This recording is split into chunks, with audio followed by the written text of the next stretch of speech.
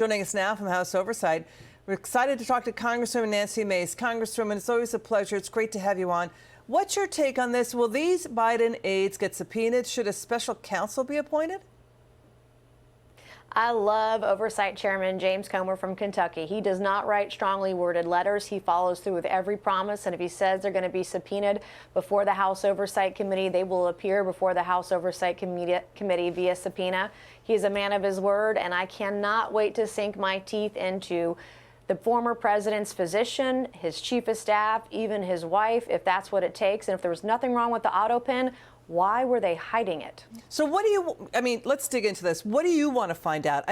This was a coterie of unelected Biden aides who said they would govern America themselves behind the scenes, even if Biden had to be in a wheelchair if he was reelected. That's according to that new book. But Biden was doing a lot of executive actions. He did, more borders, weakening the border in his final 100 days or so in the final year. He also undercut U.S. energy.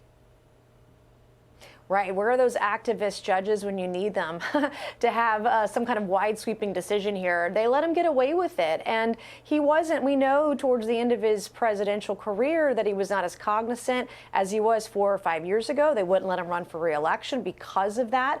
And who's really in charge? And you had the left and you have had Democrats the last 4 years saying that Republicans were a threat to democracy while they were in the Oval Office, literally dismantling democracy. People have to be held accountable. They have to be transparent. If they go to jail, so be it. I'll give them the handcuffs. When you say dismantling democracy, what do you mean by that? So and does that bother you the most? What bothers you the most?